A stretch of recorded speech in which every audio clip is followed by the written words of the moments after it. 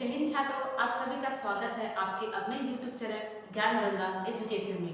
चलिए हम चलते हैं बीएड अगली वर्ष के अंतर्गत हमारा सब्जेक्ट है अधिगम एवं शिक्षण। इसके अंतर्गत हम देखेंगे संज्ञानात्मक विकास का सिद्धांत। तो सबसे पहले हम इसकी रूपरेखा बना लेते हैं। भूमिका, प्रस्तावना, संज्ञानात्मक विकास का अर्थ, संज्ञानात्मक विकास की परिभाषाएं, संज्ञानात्मक विकास की आधारशिला, संज्ञानात्मक विकास का सिद्धांत, संज्ञानात्मक विकास के सिद्धांत का शिक्षा में प्रयोग, कमियां एवं दोष और निष्कर्ष और संदर्भ कथन।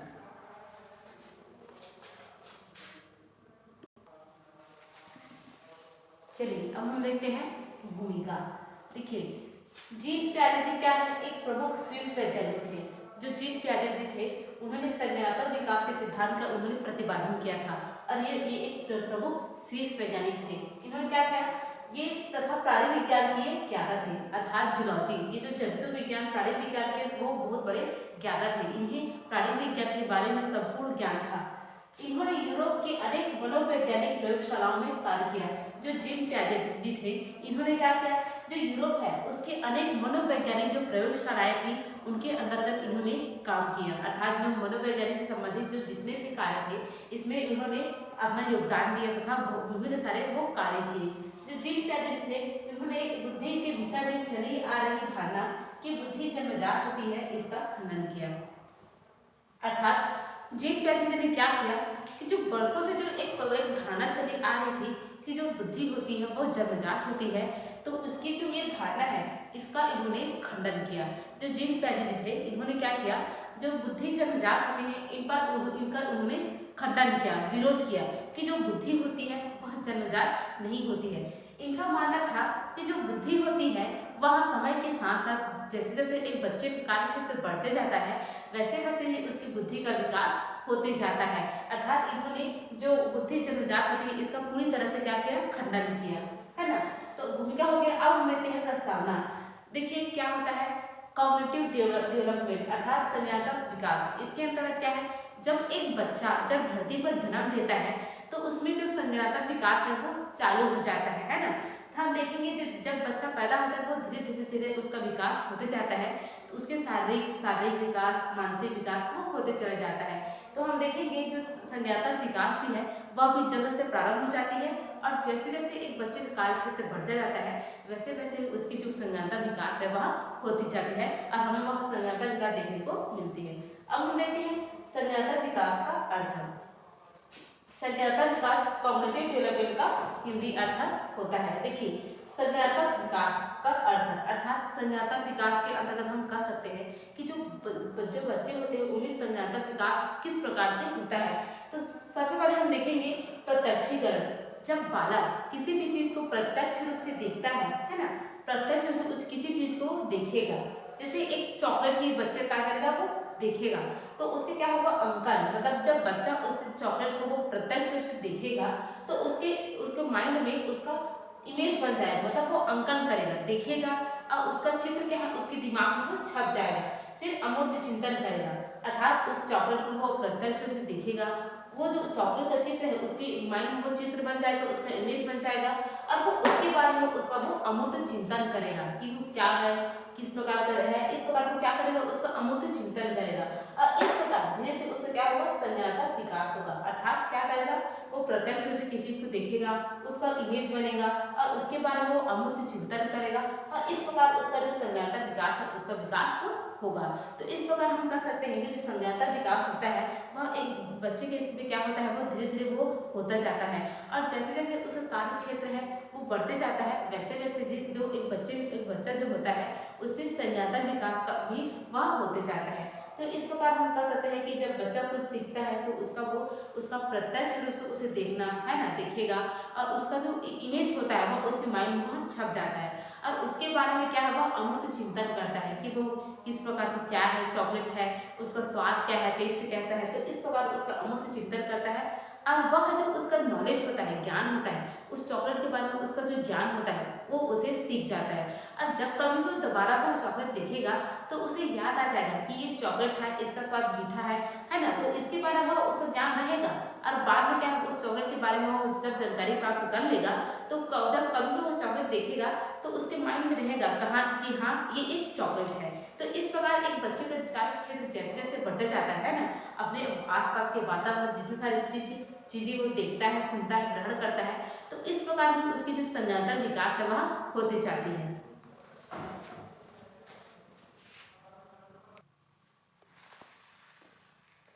चलिए अब हम देखते हैं संज्ञानात्मक विकास की कुछ परिभाषाएं। पहला है स्टॉर्ट के अनुसार कि स्टॉर्ट जी क्या कहते हैं, देखते हैं।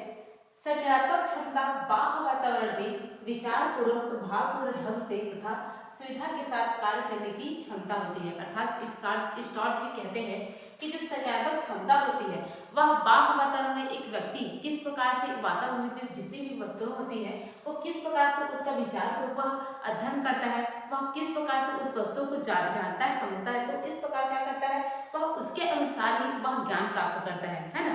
और उसी ज्ञान के आधार पर वह उस चीज को क्या कर सकता है, अगर उस चीज को वह देखेगा है ना, उसके बारे में विभिन्न प्रकार की जानकारी हासिल करेगा और उस वस्तु को आगे वह उसके बारे में वह व्याख्या कर सकता है। तो इसी प्रकार इनका कहना है कि जो संज्ञानात्मक क्षमता होती है वह बाह्य वातावरण में किस प्रकार हम विचारपूर्वक प्रभावपूर्ण ढंग से हम उसका क्या आकलन करते हैं, समझते हैं वो क्या चीज है, तो इस प्रकार में सुविधा के साथ कार्य करने की एक क्षमता होती है ना। तो इस प्रकार क्या है व्यक्ति क्या करता है वातावरण विभिन्न प्रकार की जो वस्तुएं होती है या किस प्रकार से कार्य होती है इस प्रकार को समझता है और अपने ज्ञान को बढ़ाता है और उसी प्रकार से वो कार्य का निष्पादन वो करता है।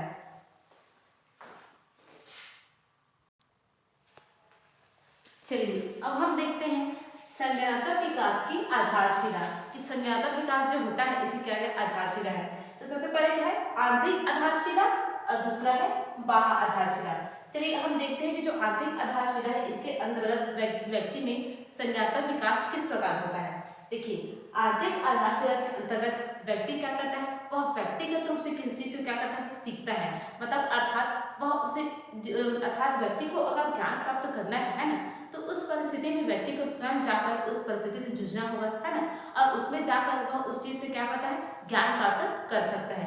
इसके लिए सबसे पहले उसे क्या करना पड़ेगा आत्मसाधन करना पड़ेगा, अर्थात किसी चीज का अगर उसे ज्ञान प्राप्त करना है तो उसके लिए उसे आत्मसाधन करना होगा है ना। आत्मसाधन करने के बाद क्या उसका समायोजन करना पड़ेगा, मतलब उस जगह जाकर उस चीज का प्रत्यक्ष रूप उसका निरीक्षण करेगा, जानेगा है ना, और उस परिस्थिति में अपने आप को समायोजित करके एडजस्टमेंट करके उसके बाद एडजस्टमेंट करना सीख जाएगा, तब वो क्या होगा आगे उसका आंतरिक संज्ञानात्मक विकास होगा। अर्थात हम स्पष्ट रूप से कह सकते हैं कि व्यक्ति को अगर संज्ञानात्मक विकास अगर करना है ना तो व्यक्ति अपने अपने स्वयं परिस्थिति किसी भी परिस्थिति में जाकर है ना वहाँ रहकर एडजस्टमेंट करके किसी भी प्रकार की जो ज्ञान प्राप्त करता है तो उससे क्या होता है उसका आंतरिक संज्ञानात्मक विकास होता है। अब हम दूसरा देखते हैं बाह्य आधारशिला।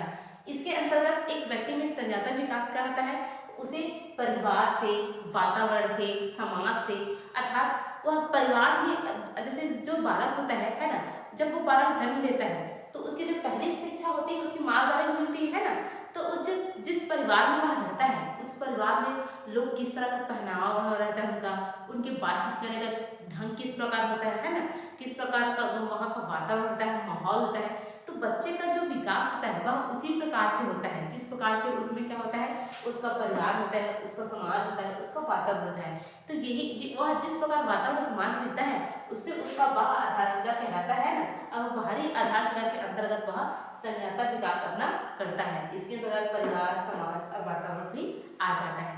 तो इस प्रकार हम कह सकते हैं कि व्यक्तिगत रूप से जो उसका संज्ञानात्मक विकास होता है वह आंतरिक आधारशिला है और उसका बाहरी वातावरण और परिवार समाज से अगर वो संज्ञानात्मक विकास होता है वह बाह्य आधारशिला के अंतर्गत आता है। हम स्पष्ट रूप से कह सकते हैं कि जो बालक क्या होता है जैसे जैसे उसका विकास होते जाता है ना, तो एक बालक क्या करता है वह कुछ चीज़ों को खुद से जानने का प्रयास करता है ना, किसी भी चीज़ को वह खुद उसमें घुस कर वह उस चीज़ को जानने का वो प्रयास करता है। और कभी कभी कोई चीज़ ऐसा होता है जो हमें परिवार सिखा देती है ना, हमें परिवार सिखाते हैं या हमें कुछ चीज़ों को समाज द्वारा जानने को मिलता है, समाज के द्वारा, या भी हम बाहरी वातावरण से भी सीखने को मिलता है। जैसे हम देखें किसी को भी जैसे पेड़ पौधे हो गए है ना, जैसे पेड़ पौधे जो होते हैं वो हमें क्या करते हैं हमारे वातावरण को नियंत्रित बना रखते हैं, मतलब कहने का मतलब ये है कि हम अपने पर्यावरण को जितना अधिक स्वास्थ्य अच्छा रखेंगे हमारा स्वास्थ्य भी अच्छा होगा। तो तो इस प्रकार की बहुत सारी जो बातें हैं, है ना, तो एक व्यक्ति क्या करता है, अपने आसपास के वातावरण से सीखता है, लोगों से सीखता है, परिवार से सीखता है, समाज से सीखता है। तो इस प्रकार की जो भी कुछ विचारधाराएं हैं, तो बालक क्या करता है, वह सीखता है, चाहे वह व्यक्तिगत से सीखे या कोई परिवार द्वारा सीखे। तो इस प्रकार उसका जो संज्ञानात्मक विकास है वह होते जाता है।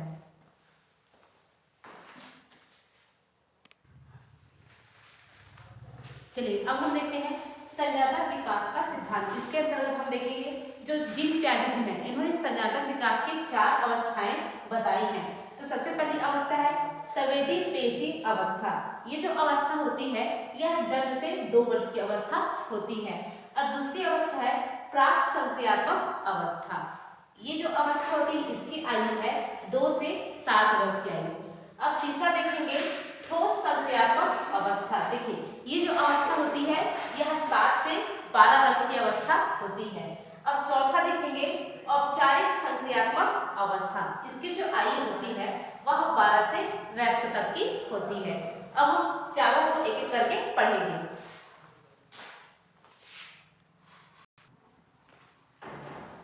चलिए अब हम देखते हैं संज्ञानात्मक विकास के सिद्धांत। पियाजे जी ने 4 अवस्थाओं को प्रतिपादित किया है ना। तो सबसे पहले हम देखेंगे संवेदी पेशी अवस्था। ये जो अवस्था होती है यह जन्म से 2 वर्ष की अवस्था होती है। इसके अंतर्गत क्या है, एक बच्चा जो होता है इसमें अपनी इंद्रियों के द्वारा वो अनुभव प्राप्त करने लगता है। तो इसमें क्या है, ये जो संवेदी पेशी अवस्था है इसको 6 उप अवस्थाओं में बांटा गया है। तो पहली अवस्था है जन्म से 30 दिन की अवस्था। इसको सहज क्रियाओं की अवस्था भी कहा जाता है। अर्थात जब बालक को क्या होता है, जन्म से जब 30 दिन की उसकी आयु होती है तो उसमें क्या करता है, एक जो छोटा बालक जो होता है वह सहज क्रिया को करता है। यह सहज क्रियाओं की अवस्था है। इसी अंतर्गत क्या करता है, एक बालक किसी भी चीज को अपने मुंह में लेकर वो चूसता है ना, या किसी कोई भी चीज हो उसे अपने मुंह में लेकर चूसने का कार्य करता है, यह सहज क्रिया वो करता है। तो यह जन्म से 30 दिन की अवस्था होती है, सहज क्रियाओं की अवस्था। अब हम दूसरा देखते हैं 1 से 4 माह की अवस्था। यह प्रमुख वृत्ति अनुक्रियाओं की अवस्था होती है। इसमें क्या है, जो बालक होता है वो पहली अवस्था में तो सहज क्रिया करता है, किसी चीज को मुंह में लेकर चूसता है ना। अब हम दूसरी देखेंगे प्रमुख वृत्ति अनुक्रियाओं की अवस्था। इसके अंदर जो बालक क्या करता है, वह किसी भी चीज को करता है या किसी भी चीज को बोलता है तो उसे बार बार वह उस कार्य को करता है, किसी चीज को दोहराता है, मतलब उसी चीज को बार बार करता है। तो ये है प्रमुख वृत्ति अनुक्रियाओं की अवस्था। 1 से 4 माह की अवस्था होती है। अब तीसरा देखेंगे हम 4 से 8 माह की अवस्था। यह गौण वित्तीय प्रतिक्रियाओं की अवस्था होती है। जो क्या होते हैं, 4 से जो 8 माह की जो अवस्था होती है यह गौण वित्तीय प्रतिक्रियाओं की अवस्था होती है। इसमें क्या करता है, जो बालक होता है वह किसी चीज को स्पर्श करने, है ना, स्पर्श करके उसे छूने की या उसे इधर उधर करने की ये अवस्था वह होती है। किसी चीज को स्पर्श करता है, उसे देखता है और उस चीज को इधर उधर करने की जो अवस्था होती है वो गौण वित्तीय प्रतिक्रियाओं की अवस्था कहलाती है। ये 4 से 8 माह की अवस्था होती है। इसमें बालक क्या करता है, किसी चीज को देखेगा, स्पर्श करेगा और उस चीज को इधर उधर करेगा। तो ये होती है गौण वित्तीय प्रतिक्रियाओं की अवस्था 4 से 8 माह। अब हम देखेंगे 8 से 12 माह की अवस्था। यह गौण द्वितीय प्रतिक्रियाओं की अवस्था होती है। अर्थात बालक जो है वो 1 वर्ष का हो जाता है, मतलब 12 माह होता है तो 1 वर्ष का बालक हो जाता है। तो वो क्या करता है, जो बालक होता है इसमें वो जो बालक होता है वह किसी कार्य को अंतर करने, इसमें जो बालक होता है वह एक से दूसरी चीज में वो अंतर करना वो सीख जाता है। अर्थात वो क्या करता है, और किसी भी चीज को दूसरे को देखकर वो उसका अनुकरण करना भी इस अवस्था में वो सीख जाता है। और वो किसी भी चीज को जो पढ़ते करते उस चीज से क्या करता है, वह सीखता भी है और वह उस चीज को बार बार दोहराता भी है तथा वो उस चीजों में अंतर करना भी सीख जाता है। तो ये अवस्था होती है 8 से 12 माह की अवस्था, गौण द्वितीय प्रतिक्रियाओं की अवस्था। अब हम देखें दूसरा 12 से 18 माह की अवस्था, तृतीय वित्तीय प्रतिक्रियाओं की अवस्था। देखिए ये जो तृतीय वित्तीय प्रतिक्रियाओं की जो अवस्था होती है इसमें क्या करता है, यह 12 से 18 माह की अवस्था होती है। इसमें जो बालक होता है वह वस्तुओं के गुण और प्रयत्न के द्वारा वह सीखने का प्रयत्न करता है। अर्थात वस्तुओं के गुणों को प्रयत्न और भूल के द्वारा वह सीखना जानता है, मतलब किसी भी चीज को वो करता है तो उसमें वो जब उसमें उसे परेशानी होती है या उस चीज़ को नहीं कर पाता तो उससे भी वो सीखता है और किसी चीज़ को वो करके भी सीखता है। अर्थात यह जो अवस्था होती है वह प्रयत्न और भूल की अवस्था होती है। अब हम देखते हैं 18 से 24 माह की अवस्था। देखिए ये जो 18 से 24 माह की जो अवस्था होती है यह मानसिक संयोग द्वारा खोज की अवस्था। ये जो अवस्था होती है जब कोई व्यक्ति होगा तो उसमें क्या होगा, ये जो अवस्था होगी 18 से 24 माह की अवस्था, इसमें क्या करेगा, एक जो बालक होता है वो अपने मानसिक सहयोग के द्वारा, अपने मानसिक सोच के द्वारा किसी भी चीज के तह तक जाने का वो प्रयास करेगा। अर्थात वह बिना किसी चीज को जाने, है ना, उस तक निष्कर्ष में नहीं पहुंचेगा, वो उस चीज का तर्क लगाएगा, उस खोजबीन करेगा और तब कहीं जाकर उस चीज के निष्कर्ष तक वो पहुंचेगा। अर्थात इसमें वो मानसिक सहयोग करना वो सीख जाता है। अर्थात किसी भी चीज को बिना बिना जांचे परखे उसके निष्कर्ष तक नहीं पहुंचता है। तो ये अवस्था होती है 18 से 24 माह की अवस्था, मानसिक सहयोग द्वारा खोज की अवस्था।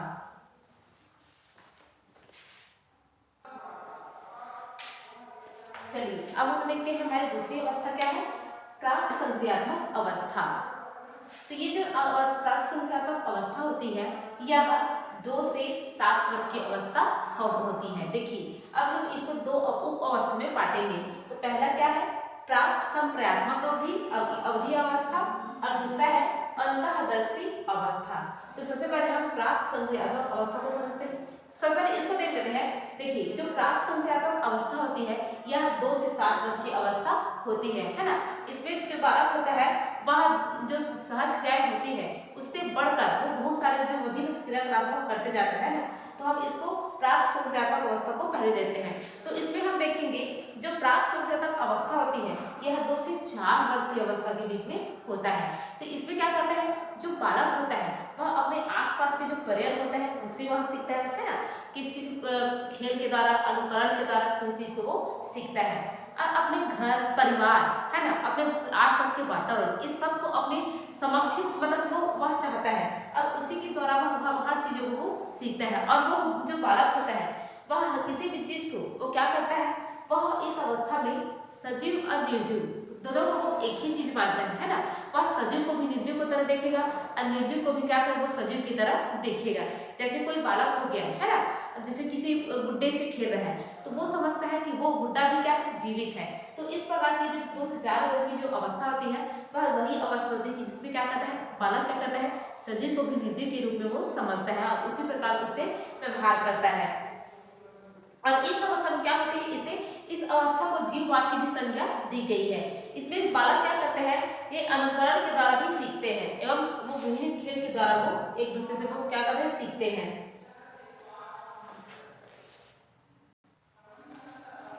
देखिए इस अवस्था में क्या है, जो बच्चा होता है वे अपनी जो आसपास की जो सारी जो वस्तुएं होती है ना उससे उसको अपनी इर्द गिर्द ही मानती है। और वो समझती है कि जो वो अपने आसपास देख रहे हैं या कुछ भी चीज देख रहे हैं तो क्या करेगा, उसको अपने अकॉर्डिंग उसे समझने का वो प्रयास करता है ना। कि अगर वो पेड़ है तो वो सजीव है या निर्जीव, वो उसमें वो फर्क करना वो नहीं सीखता। तो ये जो अवस्था होती है ये सजीव निर्जीव में अंतर नहीं कर पाती है ना, ये इसकी अवस्था ये होती है।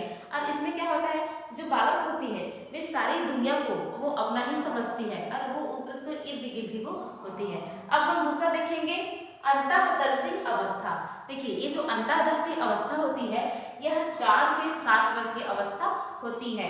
इस अवस्था में क्या है, जो बालक है वो भाषा मतलब कि बालक के भाषा सीखने लगते हैं। जो अंतःदर्शी अवस्था होती है यह 4 से 7 वर्ष की अवस्था है और इसमें बालक क्या करता है, ये इसमें भाषा सीखने वो लगता है। इसमें क्या है, और उसकी इसमें बालक चिंतन भी सीखता है, लेकिन क्या है उसकी चिंतन क्या होती है वो श्रेष्ठ नहीं होती है।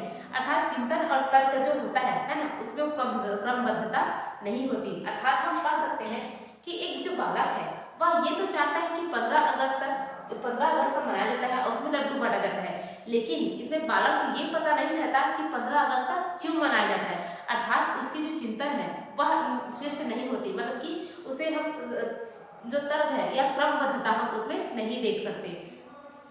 तो इस तरह प्राक संक्रियात्मक अवस्था है 2 से 4 वर्ष की होती है और अंतःदर्शी अवस्था होती है 4 से 7 वर्ष की अवस्था।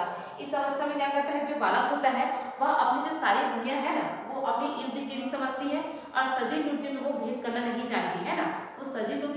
तरह देखती है और निर्जीव को भी सजीव की तरह वो समझती है।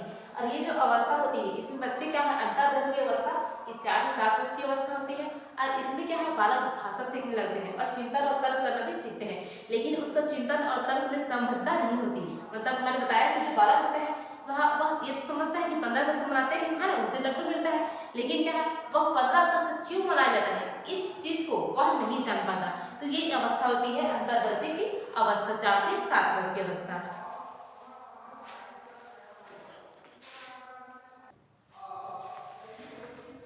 चलिए अब हम देखते हैं तीसरी अवस्था, ठोस संज्ञात्मक अवस्था। जी पहले की तीसरी अवस्था क्या है, ठोस संज्ञात्मक की अवस्था। ये जो अवस्था होती है वहाँ 7 से 12 वर्ष की अवस्था होती है। इस अवस्था में बच्चे क्या है, अधिक व्यवहारिक एवं यथार्थवादी होते हैं, अर्थात इस अवस्था के जो बालक होते हैं वे अत्यधिक क्या होते हैं, व्यवहारशील होते हैं ना, एक दूसरे के साथ कैसे व्यवहार करते हैं उसमें व्यवहारिक एवं यथार्थवादी होते हैं। इस अवस्था में बच्चों में समस्या समाधान की क्षमता का भी विकास होता है। देखिए इस अवस्था में क्या है, जो बच्चे होते हैं वो किसी समस्या का समाधान करने में थोड़ा थोड़ा वो प्रयास करते हैं, मतलब वो किसी समस्या को पूरी तरह वो समाधान नहीं कर सकते, लेकिन उसमें क्या है किसी समस्या से निपटने का थोड़ा समाधान करने का वो जो क्षमता है उसका विकास भी होता है ना। इस अवस्था के बच्चों में चिंता में क्रमबद्धता नहीं होती। देखिए ये जो अवस्था होती है इसमें बच्चे चिंतन तो करते हैं लेकिन उसकी चिंता में क्रमबद्धता नहीं होती, मतलब वो किसी चीज को जानते हैं लेकिन वो उस तय तक नहीं जानते जिस तरह से वो जो कार्य उसका होता है, तो उसकी जो चिंता होती है उसमें क्रमबद्धता हमें देखने को नहीं मिलती है। और इस अवस्था में क्या है, जो बच्चे होते हैं है ना, वो किसी भी चीज को वो उसके गुण के आधार पर, मतलब हर एक चीज अलग अलग चीज होता है उसका अलग अलग गुण होता है ना, तो उसके गुणों के आधार पर वो उसका अंतर करना वो सीख जाते हैं। इस अवस्था में बच्चे से क्या है, गुणों के आधार पर चीजों का जो अंतर है वो करना वो सीख जाते हैं। और इस अवस्था में क्या है, जो बच्चे होते हैं है ना, वो अमूर्त रूप से की समस्या, मूर्त रूप से जो समस्या होती है उसके समाधान ढूंढने का प्रयास वो करते हैं। तो ये अवस्था होती है ठोस संज्ञात्मक की अवस्था। अब हम देखते हैं चौथा, औपचारिक संज्ञात्मक अवस्था। ये जो औपचारिक संज्ञात्मक अवस्था होती है यह 12 से 24 वर्ष की अवस्था होती है ना। इसमें क्या है, 12 से 24 यानी 12 से जीवन पर्यंत, मतलब कि ये जो वयस्क होने तक है ना, हम कह सकते हैं जो औपचारिक संज्ञात्मक जो अवस्था है ये 12 से वयस्क तक है ना। तो ये जो अवस्था होती है इस अवस्था में बच्चों को मस्तिष्क क्या होता है, परिपक्व होने लगता है। जो औपचारिक संज्ञात्मक जो अवस्था होती है यह 12 से वयस्क होने तक की अवस्था है, ठीक है। तो इस अवस्था में क्या है, जो बच्चे होते हैं उनका जो मस्तिष्क होता है वह परिपक्व होने लगता है ना। इसमें लिखा है ना कि इस अवस्था में बच्चों का जो मस्तिष्क है वो परिपक्व होने लगता है, वो धीरे धीरे उसका जो माइंड है बच्चे का वो धीरे धीरे डेवलप होते जाता है। और जैसे जैसे एक जो बालक होता है वे अपने जो आसपास है, अपने पर्यावरण है ना, अपने परिवार समाज, वो जिस प्रकार से वो रहता है, जिस माहौल में रहता है वो उसी प्रकार से उसका जो माइंड है वो डेवलप होते जाता है। तो हम कह सकते हैं कि जो एक जो औपचारिक संज्ञात्मक जो अवस्था होती है इसमें बच्चों का जो माइंड है वो डेवलप होना शुरू हो जाता है। इसमें क्या है, इनकी जो चिंतन होती है इनमें क्रमबद्धता आनी भी शुरू हो जाती है। मतलब हमने पहले देखा था कि जो बच्चों की जो चिंतन होती है उसमें क्रमबद्धता हम देखने को नहीं मिलता था, लेकिन जो औपचारिक संज्ञात्मक अवस्था होती है इसमें जो बच्चों की जो सोचने समझने की शक्ति जो चिंतन होती है ना, उसमें हमें क्रमबद्धता देखने को मिलती है। और क्या होता है, जब बच्चे क्या होते हैं, जब व्यक्ति होता है जैसे जैसे उसका अनुभव बढ़ते जाता है ना, अनुभव बढ़ने के साथ साथ उसका ज्ञान भी वो धीरे धीरे वो बढ़ते जाता है। और क्या करता है बच्चा, जो एक व्यक्ति बच्चों को ले रहे वो जीवन भर कुछ ना कुछ सीखता ही रहता है। तो ये जो अवस्था होती है उसमें क्या होता है, उसको माइंड डेवलप हो जाता है ना, वो उसकी जो चिंतन होती है उसमें क्रमबद्धता आनी शुरू हो जाती है। और जैसे जैसे वह हर चीज देखते जाता है, सुनते जाता है, वैसे वैसे उसका जो माइंड क्या होता है वो डेवलप होते जाता है। अब जिस प्रकार का उसका अनुभव बढ़ेगा वैसे ही उसका ज्ञान भी इसमें बढ़ते जाता है। और क्या जब हम देखेंगे मनुष्य क्या होता है, वो जब जन्म उसका जो सीखना होता है वो जन्म से ही प्रारंभ हो जाता है। और वो मनुष्य क्या होता है, वो जन्म से लेकर मृत्यु तक कुछ ना कुछ वो सीखता ही रहता है। तो इस तरह जब जैसे जैसे उसकी आयु बढ़ती जाती है तो वो हर तरह की चीज़ों को क्या है वो सीखता जाता है। लेकिन एक व्यक्ति को सीखने के लिए उसका माइंड भी जरूरी होता है। मतलब जो व्यक्ति स्वस्थ है ना, शारीरिक मानसिक रूप स्वस्थ रहेगा वो तो सीखेगा ही, लेकिन कई व्यक्ति या बच्चे क्या होते हैं वो शारीरिक रूप से अक्षम या जो ठीक नहीं होते, स्वस्थ नहीं होते, है ना। तो वो क्या करते हैं, कुछ भी चीज़ें वो सीख नहीं पाते। तो उन्हें कुछ चीज़ें सीखने के लिए क्या है, उसका माइंड भी शारीरिक और मानसिक दोनों में से किसी व्यक्ति या बालक का स्वस्थ रहना जरूरी है। अगर वो शारीरिक और मानसिक रूप से स्वस्थ रहेगा तभी वो हर चीज़ों को सीख पाएगा, वो उसका सही तरीके से उसका जो ज्ञान है वह प्राप्त कर पाएगा, वह उसका विकास वो आसानी से होगा। तो इस प्रकार जो जीव प्यारे जी हैं उन्होंने 4 अवस्थाएं दी हैं, है ना। तो पहला क्या है, पहला जो अवस्था है वो हम देखेंगे। तो इसमें हमने देखा था जीव प्यारे जी ने 4 अवस्थाएं बताई है ना, तो चारों अवस्थाओं को हमने बारी बारी से पढ़ा। तो इस प्रकार जीव प्यारे ने 4 अवस्थाएं दी हैं।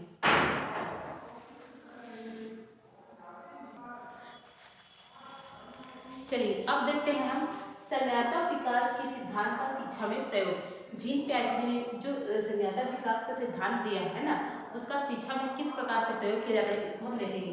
तो सबसे पहले देखेंगे बालक के क्रमिक विकास को समझने के लिए। देखिए संज्ञानात्मक विकास के अंदर क्या है, हम जो बालक में जो उसके विकास है वो किस प्रकार से होता है ना, इसके हम क्रम को जानने के लिए हम संज्ञानात्मक विकास के हमारे लिए बहुत ही उपयोगी होता है ना। इसके आधार पर हम बालक के जो क्रमिक विकास होता है उसको हम आसानी से जान पाते हैं कि किस तरह उसमें जो क्रमिक विकास है वो होता है। अब दूसरा देखेंगे हम मानसिकता को समझने में। देखिए जो संज्ञानात्मक विकास होता है इसके अंतर्गत हम क्या करेंगे, हम जो बालक होते हैं उसमें उसका विकास किस प्रकार होता है उसको हम जान पाएंगे, है ना। उसका शिक्षा में बहुत प्रयोग होता है, मतलब हम शिक्षा में देखेंगे कि जो एक बालक होता है वह किस प्रकार की इस चीज़ को जान रहा है, समझ रहा है, सीख रहा है। तो उसी प्रकार एक शिक्षक कार्य विधि को अपनाता है कि जिससे एक बालक अधिक से अधिक चीज़ों को जान सके व समझ सके। तो इस प्रकार वो बालक के जो क्रमिक विकास है उसको जान पाता है और उसी तरीके से अपनी जो प्रवृत्ति है उसको वो अपनाता है। अब दूसरी हम देखें मानसिकता को समझने में, है ना। एक टीचर क्या है जब किसी बालक को पढ़ाता है तो उसकी वो मानसिकता को समझने का प्रयास करता है कि अगर जैसे हम देखेंगे कि कोई बालक अगर कोई टीचर किसी क्लास में पढ़ा रहा है तो उसका मन उस चीज में लग रहा है कि नहीं। तो ये भी चीज समझने के लिए जो संज्ञानात्मक विकास है ये एक टीचर के लिए बहुत ही उपयोगी होता है, एक बालक की मानसिकता को समझने के लिए कि किस प्रकार उसका जो मानसिक है, मानसिक उसकी समझने की जो क्षमता होती है उसको एक शिक्षक वो जान पाता है और उसी के आधार पर वह अपनी जो शिक्षा है ना उसको बच्चों को देता है। अब तीसरा देखेंगे पाठ्यक्रम के निर्माण में सहयोग। देखिए जो संज्ञानात्मक विकास की जो क्षमता होती है, तो संज्ञानात्मक विकास है ना जिन पैकेज दिया है तो ये हमारे जो पाठ्यक्रम के निर्माण में भी सहायक होते हैं, है ना। इसके आधार पर हम क्या करेंगे, बच्चों की जो विकास की जो क्षमता उसको जान पाएंगे, उसकी मानसिक क्षमता को जान पाएंगे। तो उसी के अकॉर्डिंग हम अपना जो पाठ्यक्रम है उसका निर्माण भी हम आसानी से कर लेंगे, है ना। ताकि जो पाठ्यक्रम है उसके उम्र के अनुसार हो, है ना, उसके आयु के अनुसार हो, जिसके अंदर क्या है जब बच्चे की उसके लेवल के अनुसार कोई पाठ्यक्रम होगा तो वह उस चीज़ को जल्दी से ग्रहण कर पाएगा, है ना। तो इसमें क्या है पाठ्यक्रम निर्माण में भी जो संज्ञानात्मक विकास है वो सहयोगी होता है। तो इससे क्या होता है एक टीचर को भी उसमें पढ़ाने में आसानी होता है। अब बच्चा भी क्या करता है अगर पाठ्यक्रम उसके अकॉर्डिंग होगा तो वो उस चीज़ को जल्दी समझ पाएगा और उसकी जो संज्ञानात्मक क्षमता है ना वो भी अधिक से वो बढ़ेगी। तो इस प्रकार संज्ञानात्मक विकास सिद्धांत का शिक्षा में प्रयोग हमें देखने को मिलता है।